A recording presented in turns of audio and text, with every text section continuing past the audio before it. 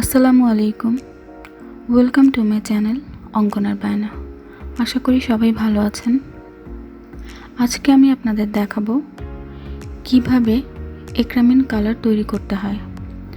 ফেব্রিকের জন্য আমরা অনেকেই এক্রিলিক কালার ইউজ করি, কিন্তু এক্রিলিক কালারের থেকে এক্রামিন কালারটা কম খরচে তৈরি করে নেওয়া যায়।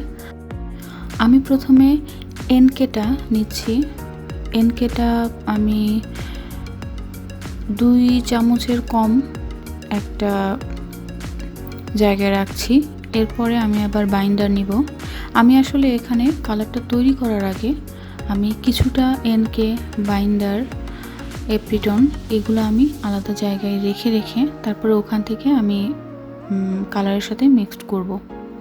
এজন্য আমি কিছুটা পরিমাণে আগে এনকে নিয়েছি। এখন আমি দেখতে পাচ্ছেন বাইন্ডার নিচ্ছি। আসলে বাইন্ডারটা হচ্ছে এক ধরনের আঠা, এটা দেখতে অনেকটা ভাতের মাড়ের মতো। আর এনকেটাও ফেব্রিকের রঙটাকে পাকাপোক্ত করার জন্য এনকেটা ইউজ করা হয়, যাতে রঙটা দীর্ঘস্থায়ী হয়, নষ্ট না হয়ে যায়। আর এটার পরিমাণটা হচ্ছে যে আপনি যদি 2 চামচ বাইন্ডার মেশান তাহলে তার সাথে 1 চামচ এনকে মেশাবেন। বাইন্ডারটা একটু ঘন হয়, এনকেটা একটু পাতলা হয়। হ্যাঁ, বাইন্ডারের তুলনায় পাতলা হয়। আর এখানে এনকে আর বাইন্ডারের পরিমাণ যদি আপনি সমানও দেন তাতেও কিন্তু সমস্যা হয় না, কারণ অনেক সময় দেখা যায় আমার রঙটা একটু পাতলা করার দরকার, তখন কিন্তু আমরা এনকেটা দিয়ে রঙটা পাতলা করি। হ্যাঁ, আবার যদি আপনি শুধুমাত্র, অনেক সময় দেখা যায় ওয়াশ কালার করার সময় বা কেউ হয়তো শুধুমাত্র বাইন্ডার, মানে ভালো মানের যে বাইন্ডারটা যদি আপনার ঠিক থাকে তাহলে কিন্তু শুধুমাত্র বাইন্ডার ইউজ করেও অনেকে কাপড়ে কালার করে, কিন্তু আমি সেটা বলবো না। আমি বলবো বাইন্ডার এবং এনকে দুটা মিশানোর পরেই যে কালারটা তৈরি করা হয় এইটাই আসলে ভালো। তো তারপরে হচ্ছে আমি একটা জায়গায় আবার একটু এপ্রিটন নিয়ে নিলাম। এপ্রিটনটার কাজ কি, আমরা অনেক সময় দেখা যায় যে কালার করার সময় কালারটা একটু ছড়িয়ে যাচ্ছে, যদি একটু বেশি পাতলা হয়ে যায়। যেমন ধরেন যে আপনি খুব হালকা বা খুব পাতলা একটা শাড়িতে বা ওড়নায় কাজ করছেন, তখন আপনার রঙটা যদি একটু পাতলা থাকে তখন কিন্তু কালারটা ছড়িয়ে যেতে পারে। তো সেক্ষেত্রে যদি আপনি একটু এপ্রিটন নিয়ে নেন, এপ্রিটন নিলে কি হয়, রঙটা একটু গাঢ় হয় মানে কি একটু ভারী হয়। হ্যাঁ, অতটা পাতলা থাকে না, তো রঙটা ছড়ায় না। এ পর্যায়ে আমি পরিমাণ মতো এনকে, বাইন্ডার আলাদা আলাদা জায়গায় নিয়ে নিচ্ছি, কারণ আমি বেশ কয়েকটা কালার এখানে মিক্সড করব। তো এখানে আমি যে পরিমাণ এনকে নিয়েছি আমি সেই পরিমাণে বাইন্ডার নিয়েছি, দেখতে পাচ্ছেন। আর এনকে বাইন্ডারের পরিমাণ আমি বললাম, যদি আপনি বাইন্ডার 2 চামচ নেন তাহলে এনকে আপনি 1 চামচ নিতে পারেন। এটা হচ্ছে আপনি কালারটা আসলে পাতলা করতে চান নাকি গাঢ় করতে চান এটার উপর আসলে নির্ভর করে। এনকে বাইন্ডার আমি যেখানে আলাদা আলাদা করে রেখেছি এই সব জায়গাগুলো আমি খুব ভালো করে তুলি দিয়ে মিশিয়ে নিব। এনকে বাইন্ডারটা খুব সুন্দর করে মিশায় তারপরে হচ্ছে সেখানে আপনারা রঙটা দিবেন। র কালার আলাদা কিনতে পাওয়া যায়, আমি এখানে রেড কালারটা নিয়েছি। আমি রেড কালারটা মিশাচ্ছি। দেখুন এখানে কিন্তু টকটকে লাল দেখাচ্ছে না, এটা একটু ডিপ রানী গোলাপির মতন দেখাচ্ছে। আসলে আমরা যে লাল রঙটা কিনি এটা দিয়ে আমরা হালকা গোলাপি করতে পারি, রানী গোলাপি করতে পারি, এবং রঙের পরিমাণ যখন বেশি দিব তখন এইটাই আবার একদম ডিপ লাল কালার হয়ে যাবে। ঠিক আছে, এই একটা রং দিয়েই আপনি কয়েকটা কালার পেয়ে যাবেন। একটা রানী গোলাপি একদম যখন পরিমাণে অনেক বেশি দিবেন তারপরে সেটা হয়ে যাবে একদম ডিপ লাল কালার, এবং তারপরে যদি আবার ওটা হালকা মিশান তাহলে আবার পিঙ্ক কালারও পাবেন। পিঙ্ক কালার পাওয়ার জন্য সেক্ষেত্রে হোয়াইট পেস্টটা অ্যাড করতে হয়। আমি আপনাদের পরবর্তীতে এটা দেখাবো হোয়াইট পেস্ট দিয়ে কিভাবে কালার করতে হয়। আগে আমি হোয়াইট পেস্ট ছাড়া যে কালারগুলো আমি একটু দেখিয়ে দিচ্ছি। হোয়াইট পেস্টটা আমরা আসলে কেন ইউজ করি আমি কিছুক্ষণ পরে আসছি। এটা কিন্তু এমন না যে আপনি এনকেটা যদি সমান পরিমাণে মেশান তাহলে রঙটা উঠে যাবে কিনা, এমন কোনো সমস্যা নাই। অনেকে 60% বাইন্ডারের সাথে 40% এনকে মেশায়, আবার অনেকে 50-50 করে মেশায়, আবার অনেকে বাইন্ডার 2 চামচ এনকে 1 চামচ এরকম করেও মেশায়। এবার আমি একটু সবুজ রং নিলাম। সবুজ রং 2 ধরনের হয়, একটা হচ্ছে একটু ডিপ কালার সবুজ হয় আর একটা লাইট কালার হয়। এটা লাইট কালার সবুজ। এই সবুজটা হচ্ছে কলার পাতা কালার হবে এবং একটু যদি পরিমাণে বেশি দেন তাহলে এইটা আরও ডিপ হবে।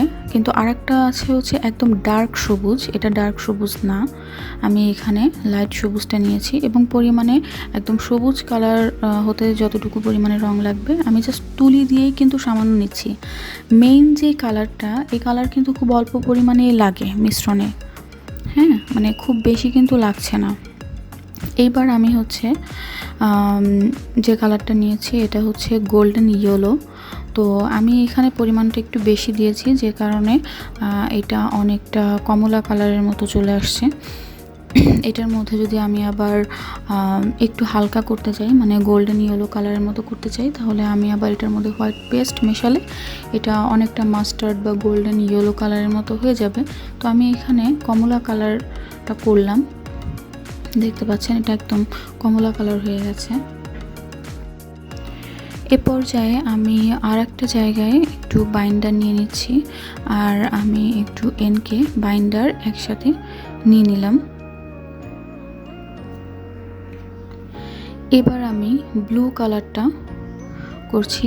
ব্লু কালারটা কিন্তু পরিমাণে খুবই অল্প লাগে, মানে আপনি জাস্ট তুলিটা যদি শুধু একটু ছোঁয়ান তাহলেই কিন্তু অনেক একদম রিয়েল যে ব্লু কালারটা, এই যে দেখুন একদম রয়্যাল ব্লু কালার হয়ে গেছে। যদি আমি আর একটু ব্লু দিতাম একদম ডিপ ব্লু কালার হয়ে যেত, নেভি ব্লু কালার। আর এইটাই যদি আমি হোয়াইট পেস্টের সাথে মেশাই তাহলে একদম স্কাই ব্লু যেটা, সেটাই কিন্তু হয়ে যাবে। আমি এখানে হালকা একটু এপ্রিটন মেশাচ্ছি। কালারটা দেখুন আগে একটু কিন্তু হালকা ছিল, পাতলা ছিল, এখন কিন্তু কালারটা এপ্রিটন মেশানোর পরে দেখুন একটু ঘন হয়ে গেছে। হ্যাঁ, তো এপ্রিটন মেশানোর পরে যেটা হয় যে আমরা যখন কালার করলে অনেক সময় কালারটা দেখা যায় বেশি পাতলা হলে যে ছড়ায় যায়, এপ্রিটনটা মেশানোর পরে আর আপনার কালারটা ছড়াবে না, এটাই হচ্ছে এটার সুবিধা।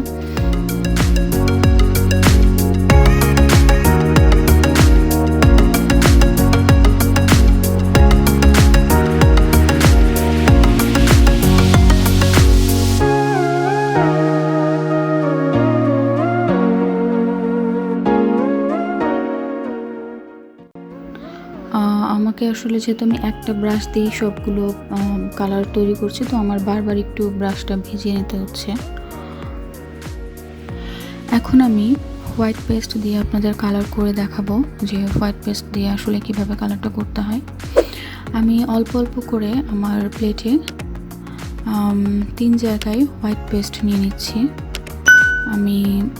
আর আপনারা যদি কখনো সাদা কালারটা করতে চান তাহলে কিছুই না, জাস্ট হোয়াইট কালার বানাতে গেলে আপনাদের হোয়াইট পেস্টের সাথে সমান পরিমাণ এনকে বাইন্ডার মেশালেই কিন্তু আপনার একদম পিওর হোয়াইট কালারটা হয়ে যাচ্ছে।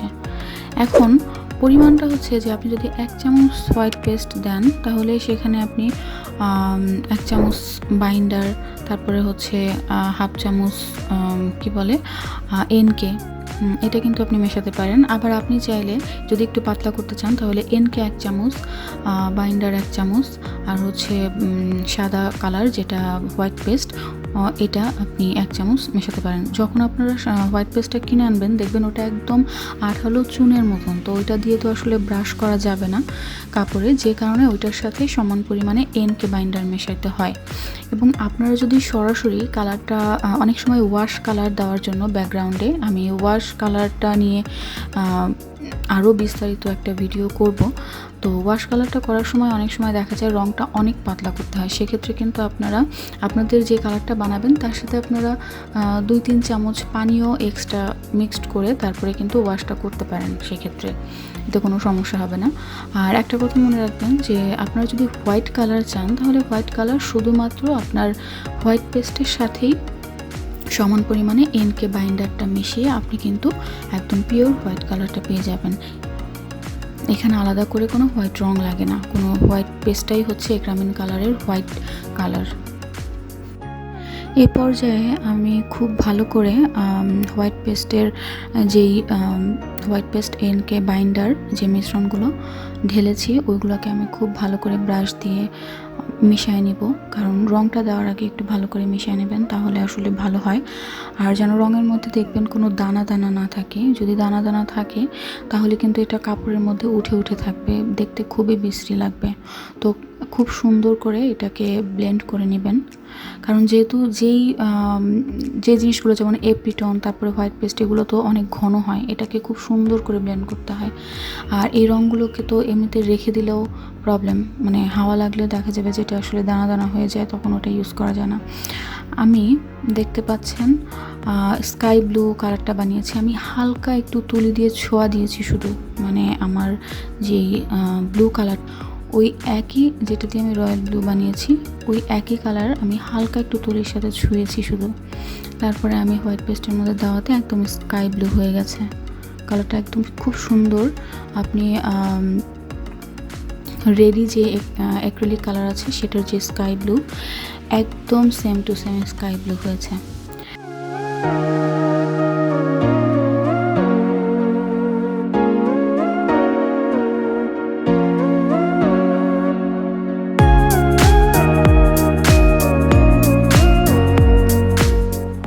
এখন দেখতে পাচ্ছেন আমি এটা যে হলুদের মতো লাগছে, আমি যে মানে ব্রাশটা নাড়ছি এটা আসলে হলুদ না, এটা আমি যে এর আগে সবুজ কালারটা নিয়েছিলাম একদম কলার পাতা সবুজ যে কালারটা ওইটাই আমি হোয়াইট পেস্টের সাথে হালকা করে মিশিয়েছি। দেখুন এটা একটা একদম লেমন কালার এসেছে, খুব সুন্দর। এটা যদি আমি আর একটু বাড়াই তাহলে কিন্তু আরও একটু লেমন আসবে।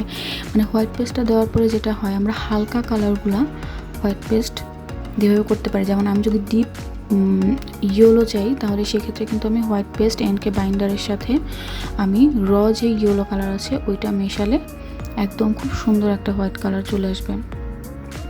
আচ্ছা, এখন বলতে পারেন যে তাহলে কি আমি হোয়াইট পেস্ট ছাড়া কি এটা বানাতে পারবো না? পারবেন, কিন্তু হোয়াইট পেস্টটা আমাদের তখনই লাগে যখন হচ্ছে আমরা কোনো ডিপ কালারের কাপড়ে পেইন্ট করতে চাই। ডিপ কালারের কাপড়ে যদি পেইন্ট করতে চান আপনার হোয়াইট পেস্ট দিতেই হবে।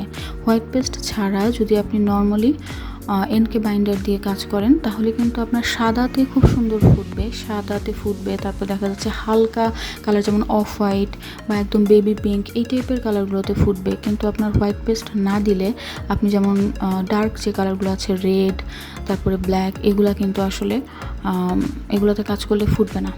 এখন দেখুন আমি রেড কালারটা দিয়েই হোয়াইট পেস্টের আরেকটা মিশ্রণের সাথে আমি আগে যে রেড কালার বানিয়েছিলাম ওখান থেকে আমি হালকা একটু রেড কালার ব্রাশে করে নিয়ে আমি মিশ্রণটার সাথে গুলিয়ে দিচ্ছি এবং দেখতে পাচ্ছেন একদম হালকা পিঙ্ক হয়ে গেছে। এখন আমি যদি এটার সাথে আরেকটু রেড কালার মিশাই তাহলে কিন্তু এটা আরেকটু ডিপ হয়ে যাবে।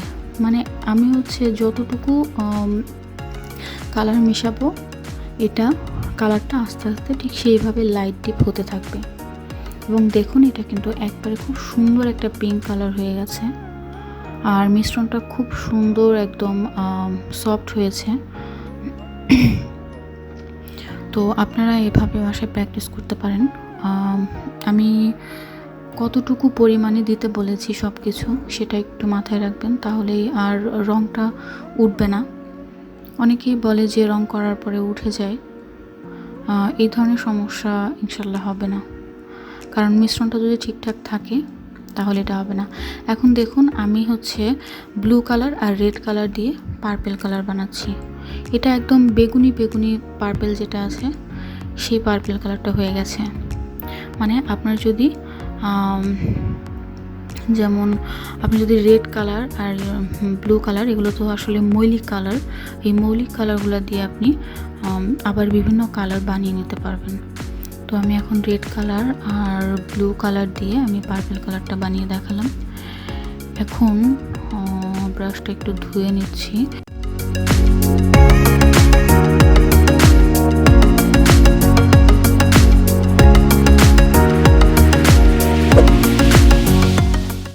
এখন আমি আবার অরেঞ্জ কালারটা নিলাম, অরেঞ্জ কালার নিয়ে আমি আবার এখন গ্রিন কালারটা নিব।